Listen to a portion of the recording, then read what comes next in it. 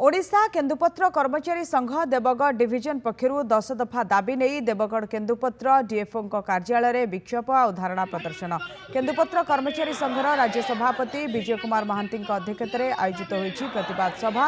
राज्यर लक्ष लक्ष केन्दुपत्र कर्मचारी और तोलाली राज्यर मोहन सरकार प्रतारणा करथिबा अभियोग करथिले। निर्वाचन इस्ताहार राज्य बीजेपी सरकार केन्दुपत्र मूल्य वृद्धि, ऋतुकालीन कर्मचारी मानकर मासिक मजूरी वृद्धि, बंधई श्रमिकों दर वृद्धि, त्रुटिपूर्ण केएलडीबी गठन को विरोध, कन्या विवाह रे आर्थिक सहायता देबारे अवहेला प्रदर्शन, केन्दुपत्र संस्थारू संगृहीत जीएसटी अर्थ फेरस्त और फेरस्त जीएसटी अर्थ को सामाजिक सुरक्षा योजना माध्यम तोलाली बंधाली और कर्मचारी को प्रदान पाई सभारे दाबी करा जायतिला।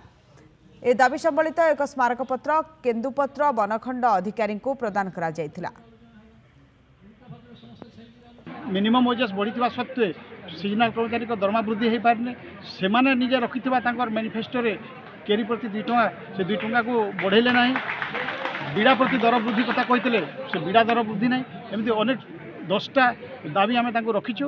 विभिन्न समस्या कहते जमी जीएसटी समस्या होची, कन्या विवाह जो सहायता देवा कथा तार सरकार देना एवं विशेष कथा है गत बजेट रे सरकार 100 कोटी टंका अनुदान प्रदान करने आम केन्दुपत्र संस्था को देवाई कहते किंतु सेटा तरबरिया भाव मार्च मसरे 50 कोटी को अवतीर्ण कर आम विरोध प्रदर्शन धारणा कर बंधई श्रमिक मान मूल्य धार्य होना।